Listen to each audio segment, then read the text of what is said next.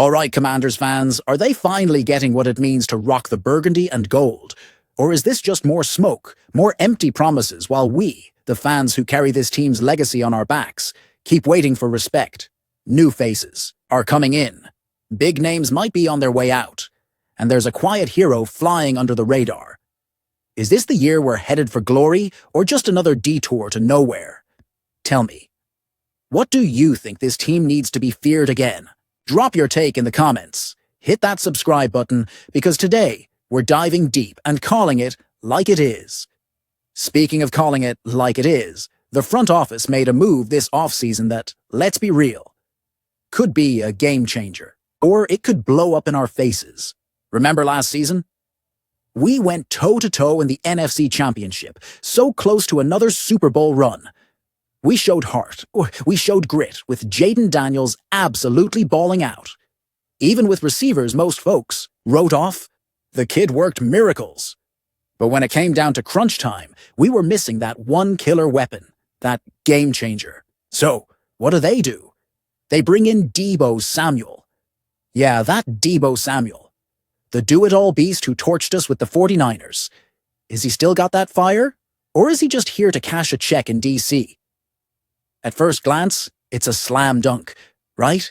The guy's a bulldozer, runs over defenders, catches short passes, deep balls, returns kicks. Cliff Kingsbury's probably grinning ear to ear, dreaming up wild plays with him and Daniels. Picture it. Defenses scrambling, not knowing whether to key on Daniels' legs, Terry McLaurin's routes, or Deebo breaking loose out of nowhere. That's the spark we need. Creativity. Guts. Something we haven't had around here in years. Word is this was the 4th best trade in the NFL this offseason. 4th best. But is it? Here's the catch. Deebo's coming off a rough season in San Francisco. Injuries, messy team vibes.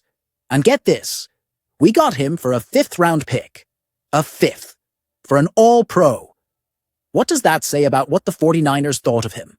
Is the tank running on empty? He's 29. Not exactly a spring chicken for a receiver, but Deebo's saying all the right things. He's motivated. Said we're getting a hungry Deebo. He's feeling the doubters and wants to prove he's still elite. Plus, he's close to home, with family in Baltimore. That matters. It matters a lot for someone wearing this jersey. You gotta have pride. You gotta have fire in your eyes. And for our captain, Terry McLaurin, this is huge. No more carrying. The whole offense, man. Now he's got another stud drawing coverage, giving him room to do what he does best. Torch cornerbacks on deep routes. Deebo's arrival, plus Laramie Tunsil to protect Daniels. Another smart move. Gotta give props. Could give our QB that extra second to find Terry downfield. The WR3 spot's still a question mark. Noah Brown's a grinder, but he's not scaring anyone. There's rookie Jalen Lane, who some say has Deebo-like vibes. If that kid pops off, this offense could be dynamite. But let's keep it real. Deebo's a gamble. A big one. If he's the 2021 Deebo, we're dreaming big. Super Bowl big. If he's just here for a paycheck before riding off into the sunset, then Dan Quinn and the front office are gonna feel the heat. The pressure's on them, and on us to hold them accountable. But hold up. What if I told you there's another trade brewing that could flip this offense upside down? One nobody's talking about yet. That's right, Commanders faithful. While we're debating if Deebo's our hero or another letdown, there's a name floating around that could set this offense on fire. Travis Etienne. Yup. The Jaguars running back. Sounds wild, right? We've got Brian Robinson Jr., a B-Rob, who grinded out nearly 800 yards and 8 touchdowns last year. Guy's a warrior, no doubt. But let's be honest, he's in the final year of his rookie deal, and his production dipped when we needed him most. Can he carry the load as the workhorse RB all season? I'm not so sure. And don't get me started on Austin Eckler, big name, but he spent more time in the training room with concussions than on the field helping the team. His future here? One giant question mark. Chris Rodriguez Jr. Showed flashes, solid yards per carry, but 35 carries all year? That's not the answer for a team chasing a ring. We need more. We need consistency and explosion in the run game. Enter Etienne, the dude in Jacksonville, even on a so-so team, racked up nearly 3,000 yards and 19 touchdowns over the last 2 seasons. 3 yards per carry, that's consistency. And he doesn't go down easy, almost 2,000 yards after contact. That's the kind of attitude we love in DC, the will to steamroll whoever's in front of you. But here's the real game changer with Etienne. He's not just a runner. The guy can catch passes. Remember him at Clemson? That was his bread and butter. Even in the NFL, where the Jags underused him as a receiver, he's got over 1,000 receiving yards, averaging 9 yards after the catch. Picture him in Kingsbury's offense. Daniels threatening to run. McLaurin stretching the field. Deebo doing Deebo things. And then Etienne slipping out of the backfield for a pass in space. That's next-level versatility. B-Rob's a solid runner, but catching passes isn't his game. Etienne and Robinson splitting carries, keeping each other fresh and confusing. Defenses, that's a nightmare for opponents.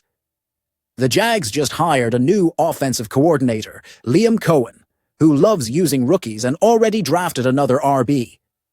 Etienne might be the odd man out. If he's available, we have to pounce. No more Band-Aid fixes, no more half measures.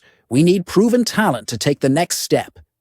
A true 1-2 punch at RB could transform this offense, but while we're dreaming of an offense that cooks, there's a guy on our defense getting overlooked, someone who played through pain and deserves respect. Any guesses who I'm talking about? You nailed it.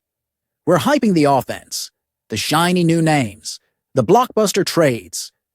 But what about our defense? What about the guys out there leaving it all on the field, literally bleeding for this team? There's one name getting slept on. A guy treated like just another player, but who showed more heart and grit than plenty of big shots. Quan Martin, our safety, NFL. Com dropped a list of the NFC's most underrated players, and who's repping the Burgundy and Gold. You know it, Quan Martin. Underrated? That's an insult.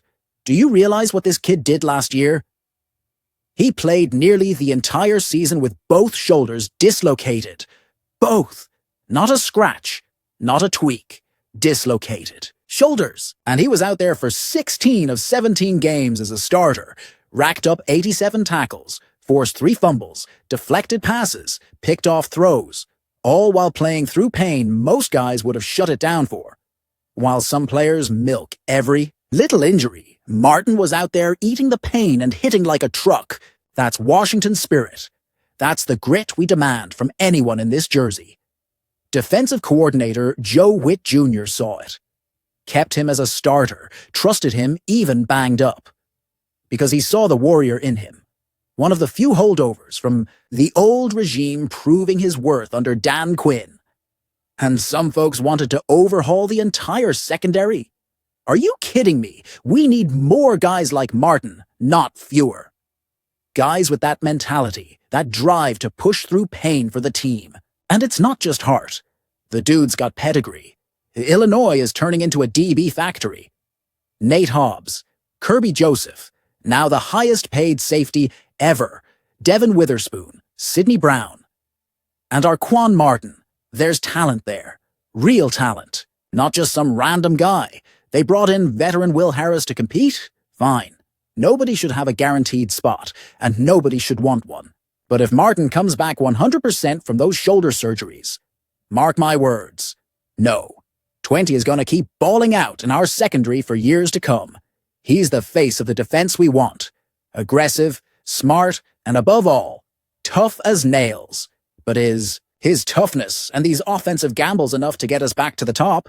What's really going to shape this team's future? So there you have it, Burgundy and Gold Nation. Deebo's here to light it up, Etienne's in the crosshairs to add depth, and Quan Martin's showing the heart that defines this team.